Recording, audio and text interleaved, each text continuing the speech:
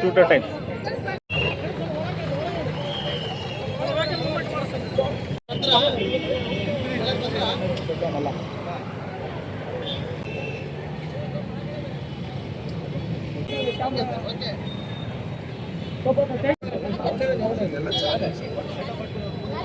वंदे मातरम, वंदे मातरम, जय जवान, जय किसान, जय जवान, जय किसान, मातरम, मातरम. Good evening, everyone. I'm Sharina, and I'm student of Akshara Global School. Today, I'd like to share a few words on why the Kargil War took place. In the year 1999, Pakistani soldiers and infiltrators secretly crossed the line of control (LOC) and occupied important mountain peaks in the Kargil region. These peaks overlooked the highway connecting Srinagar and Ladakh. In the Ladakh positions, the Indian Army launched the Operation Vijay to making the strategy important. Our brave soldiers fought with great courage in the difficult mountain terrain and successfully regained Operation 8 occupied areas. The Kargil War is remembered one of the greatest battles fought in the high mountains. Let us salute to the brave heroes of Kargil whose courage and sacrifice gave us a safe tomorrow. The bravery will always inspire us. Jai Hind. Everyone, I am Jashmita, student of Akshara Global School, studying in 8th standard, Sridhargade Village, Bakrani Camp, Sirgupa Road, Ballari. Today I would like to speak a few lines on Kargil War. The Kargil War was fought in 1999 because Pakistani soldiers and infiltrators secretly crossed the line of control and occupied important Indian positions in the Kargil region of Jammu and Kashmir. During the harsh winter months, when many posts were unoccupied, hoping to gain a strategic advice from the high mountain security, our brave soldiers faced the extreme weather and difficult terrain, but they stood strong and reclaimed occupied areas. The Kargil War reminds us about the importance of peace, courage, and protecting our nation. Jai Hind. Good evening, everyone. Myself, Adya K.A. studying in grade 6 in Akshara Global School, Bakrani Camp, Sirgupa Road, Ballari. Today, I am here to speak few words about Kargil Vijaya Divas, which is observed every year on 26th July.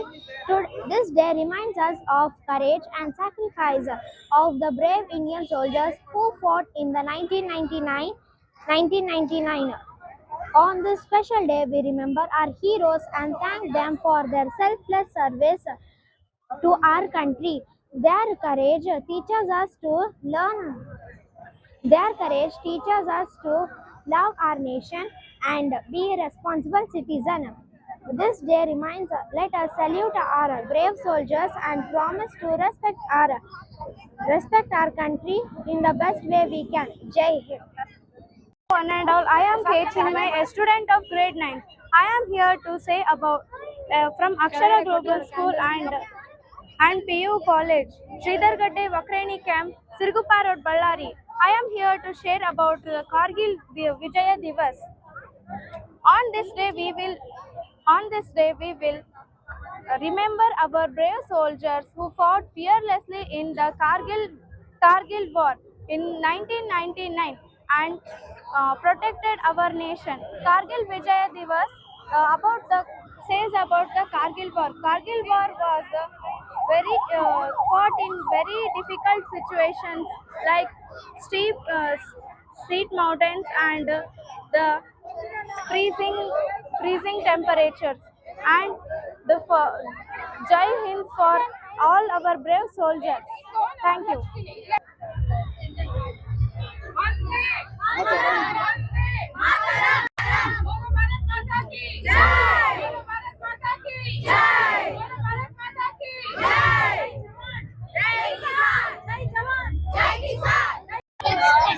Madam Garo.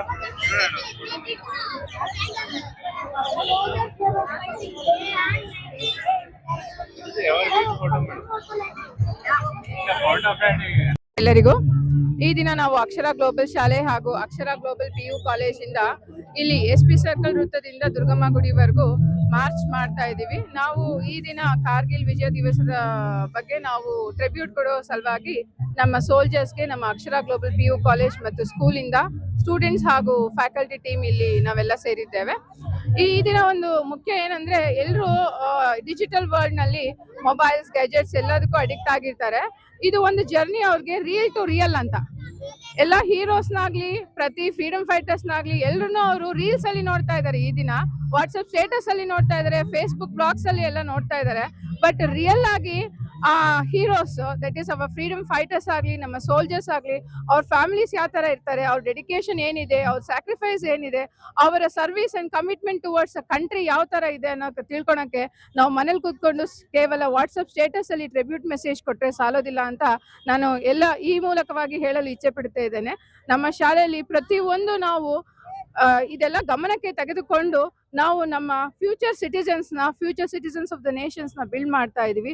So along with the education, out of the box, out of the marks, out of all these burdens what the current students are facing now, building the character, building the students with a vision is very important. So we have taken this initiation from our team, and for that the simple example is we all have gathered here to participate with a proud moment, and we are proud to be an Indian.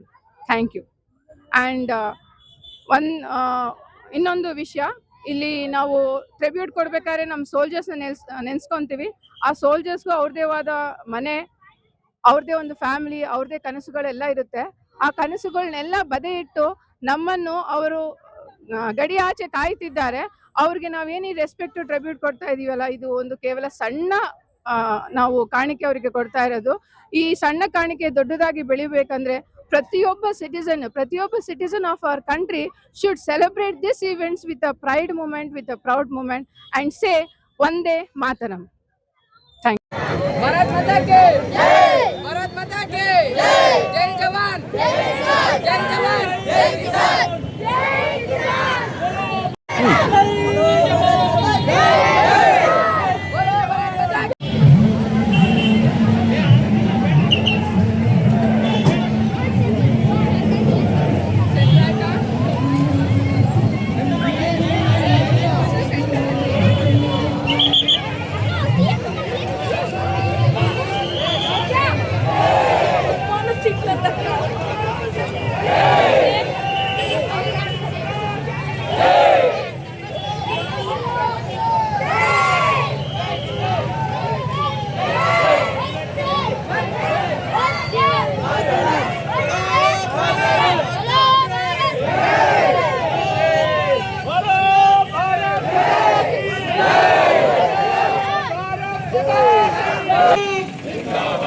Indian army जिंदाबाद, Indian army जिंदाबाद। बोलो भारत माता की जय, बोलो भारत माता की जय। वंदे मातरम, वंदे मातरम। इंडियन आर्मी जिंदाबाद, इंडियन आर्मी जिंदाबाद। बोलो भारत माता की जय, बोलो भारत माता की जय, बोलो भारत माता की जय।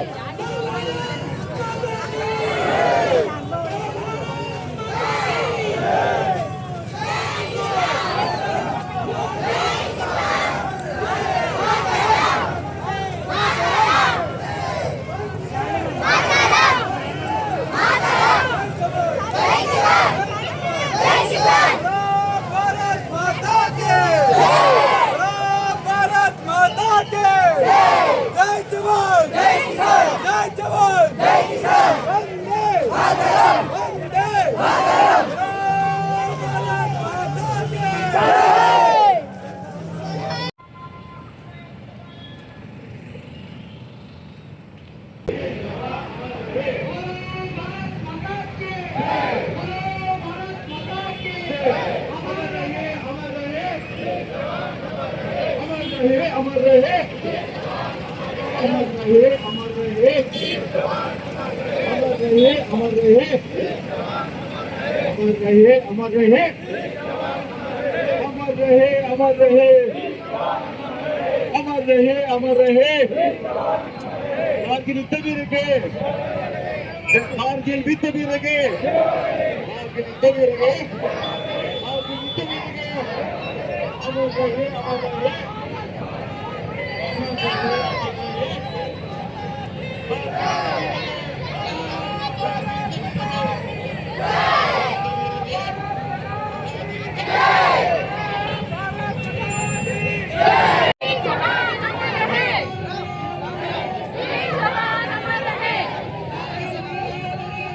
ಸ್ವಲ್ಪ ಸ್ಲೋ ಬನ್ನಿ.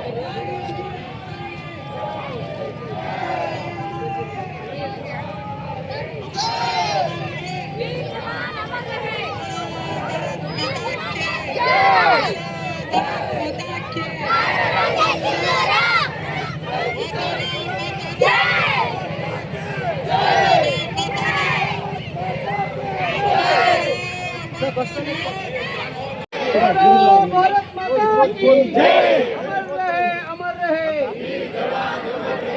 ದೇಶದ ರಕ್ಷಣೆ ಯಾರ ಹೊಣೆ, ದೇಶದ ರಕ್ಷಣೆ ಯಾರ ಹೊಣೆ, ಜೋರ್ से बोलो, प्यार से बोलो, वीर जवान, जोर से बोलो, प्यार से बोलो, वीर जवान, जिंदाबाद जिंदाबाद.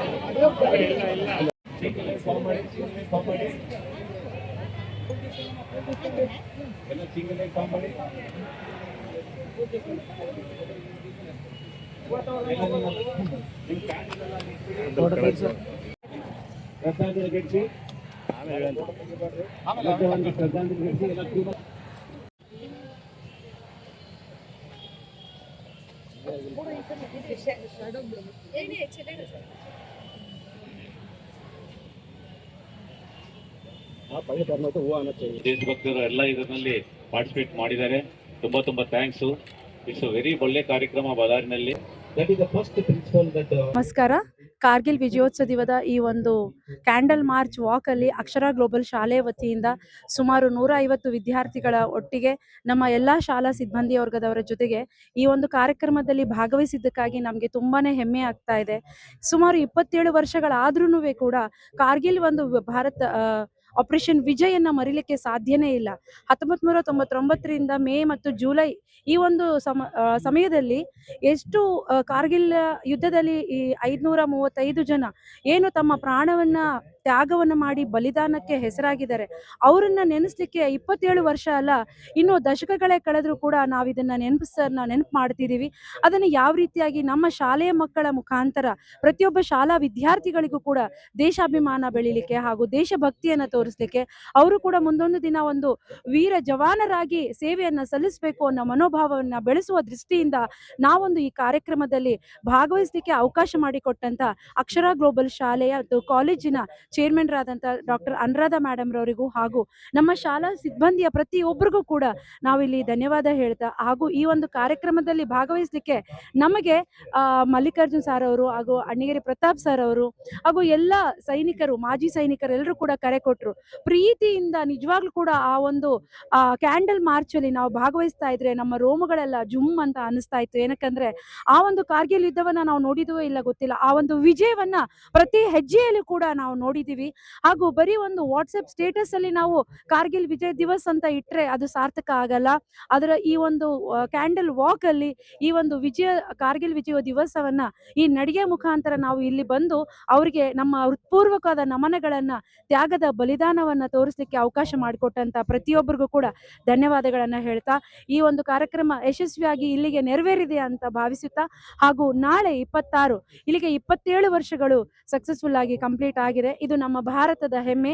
ಪ್ರತಿಯೊಬ್ಬ ಭಾರತ ದೇಶದ ಸೈನಿಕರಿಗೆ ನಾವು ನಮನವನ್ನ ಈ ಮುಖಾಂತರ ಸಲ್ಲಿಸ್ತಾ ಇದ್ದೀವಿ. ಜೈ ಭಾರತ್ ಮಾತಾ ಕಿ ಜೈ, ಜೈ ಜವಾನ್ ಜೈ ಕಿಸಾನ್, ಜೈ ಜವಾನ್ ಭಾರತ್ ಮಾತಾ ಕಿ.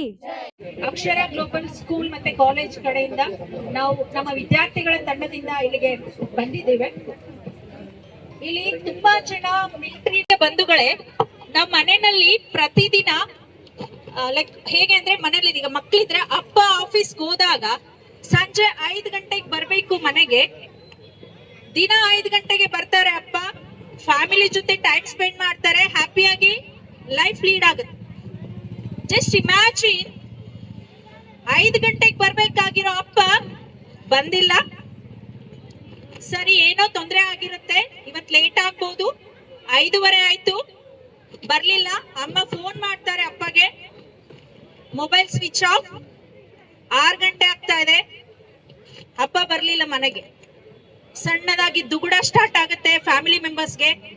ದಿನ ಬರೋ ವ್ಯಕ್ತಿ 5 ಗಂಟೆ ಆದ್ರೂ ಮನೆಗೆ ಬರ್ಲಿಲ್ಲ. 6 ಗಂಟೆ ಆಯ್ತು, 7 ಗಂಟೆ ಆಯ್ತು, ಫೋನ್ ಸಿಗ್ತಾ ಇಲ್ಲ, ವ್ಯಕ್ತಿಯ ಆಚೂಕಿ ಇಲ್ಲ. 8 ಗಂಟೆ ಆಯ್ತು, 9 ಗಂಟೆ ಆಯ್ತು, ಅಪ್ಪ ಬರ್ಲಿಲ್ಲ. ಜಸ್ಟ್ ಇಮ್ಯಾಜಿನ್ ಹೇಗಿರ್ಬೋದು ನಮ್ಮ ಮನಸ್ಥಿತಿ. ದಿನ ಬರ್ಬೇಕಾದ ವ್ಯಕ್ತಿ ಬರ್ಲಿಲ್ಲ, ಬರೋ ಟೈಮಿಗೆ ಬರ್ಲಿಲ್ಲ, 10 ಗಂಟೆಗೆ ಬರ್ತಾರೆ, ಯಾವುದೋ ಒಂದು ಸಣ್ಣ ಅಡಚಣೆಯಿಂದ ಮನೆಗೆ ಬರೋ ತಡ ಆಯ್ತು. ಆ ಒಂದು ಕೆಲವು ಗಂಟೆಗಳ ದುಗುಡ ನಮ್ ಕೈಲಿ ತಡ್ಕೊಳಕ್ ಆಗಲ್ಲ. ಆರ್ಮಿ ವ್ಯಕ್ತಿಗಳು ಮನೆ ಮಕ್ಕಳು ಹೆಂಡತಿಯನ್ನ ಬಿಟ್ಟು ಎಲ್ಲ ಹೋಗಿ ಸೈನ್ಯದಲ್ಲಿ ತಮ್ಮ ಸೇವೆಯನ್ನ ಸಲ್ಲಿಸ್ತಾರೆ. ಅಪ್ಪ ಮನೆಗೆ ಬರ್ತಾರೆ 6 ತಿಂಗಳಿಗೋ 3 ತಿಂಗಳಿಗೋ ಅಂತ ವೆಯ್ಟ್ ಮಾಡೋ ಅಂತ ಫ್ಯಾಮಿಲಿ ಮೆಂಬರ್ಸ್ಗೆ ಅಪ್ಪನ ಮೃತದೇಹ ಬಂದಾಗ ಹೇಗಿರ್ಬೇಡ ಅವರ ನೋವು. ಕಾರ್ಗಿಲ್ ವಿಷಯ ತಗೊಂಡ್ರೆ ಆ ಒಂದು ವಾತಾವರಣ ನೋಡ್ಬೇಕು ನಮ್ಗೆ. ಎಕ್ಸ್ಟ್ರೀಮ್ ಕ್ಲೈಮೇಟ್, ತುಂಬಾ 0 ಡಿಗ್ರಿನಲ್ಲಿರುತ್ತೆ ಟೆಂಪರೇಚರ್. ಅಂತಹ ವಿಕೋಪ ವಾತಾವರಣದಲ್ಲಿ ನಮ್ಮವ್ರ ಮೇಲಿದ್ದಾರೆ.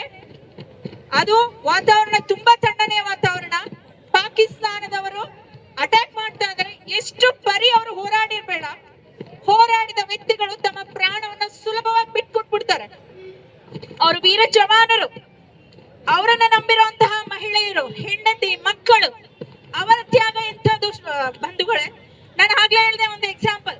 ದಿನ ಬರುವಂತ ವ್ಯಕ್ತಿ ಟೈಮಿಗೆ ಬರ್ಲಿಲ್ಲ ಅಂದ್ರೆ ನಮ್ಗೆ ಅಷ್ಟು ನೋವಾಗುತ್ತೆ. 6 ತಿಂಗಳಿಗೋ ವರ್ಷಕ್ಕೋ ಬರುವಂತ ವ್ಯಕ್ತಿ ಮೃತದೇಹ ಮನೆಗೆ ಬಂದಾಗ ಆ ಗುಂಡಿಗೆ ಎಷ್ಟು ಧೈರ್ಯ ಇರ್ಬೇಕು.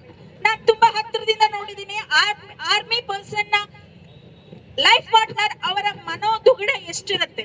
ನಾವು ವೀರ ಜವಾನರನ್ನ ನೆನೆಸೋದು ಎಷ್ಟು ರೆಸ್ಪಾನ್ಸಿಬಲ್ ನಮ್ಗಿದೆಯೋ, ಹಾಗೆ ಆತನ ಕುಟುಂಬ ಸದಸ್ಯರು ಕೂಡ ತುಂಬಾನೇ ದೊಡ್ಡ ತ್ಯಾಗ ಮಾಡ್ತಾ ಇದ್ದಾರೆ.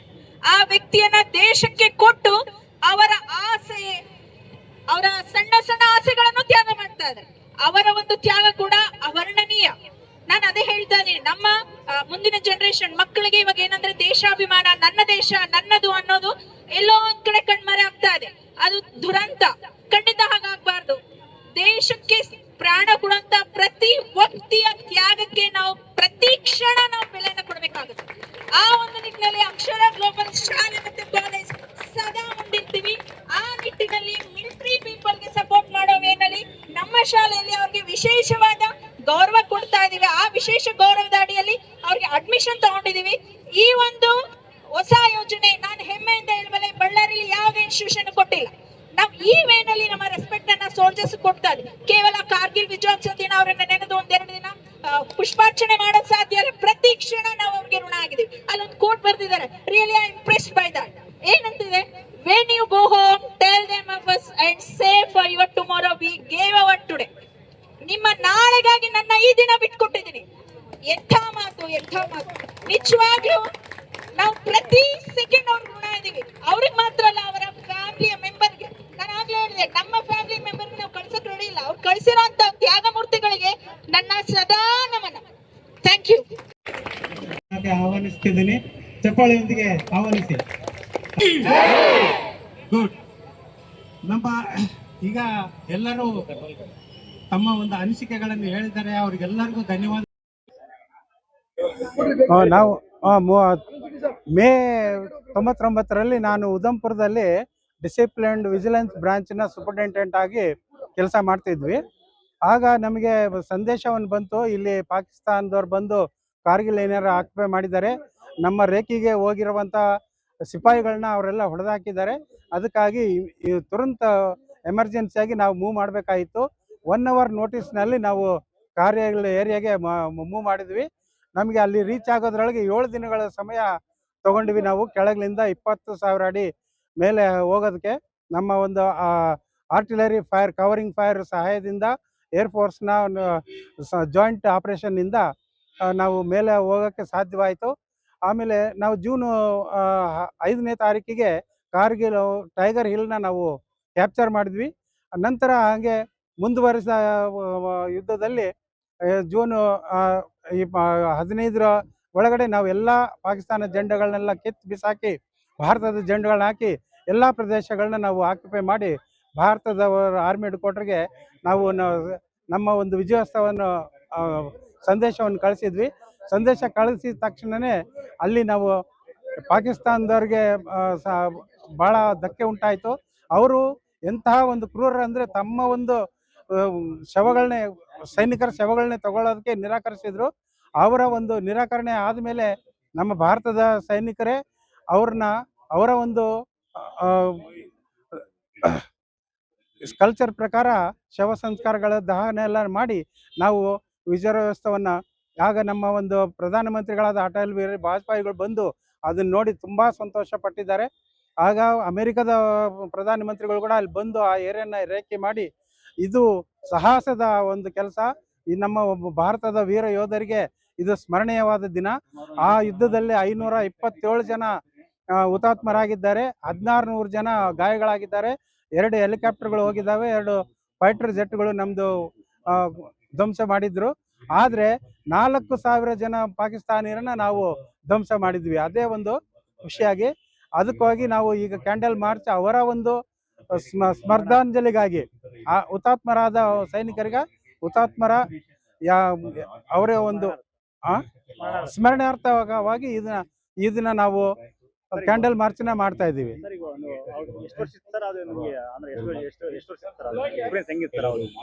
ನಾವು 40 ವರ್ಷ ವಯಸ್ಸಿತ್ತು.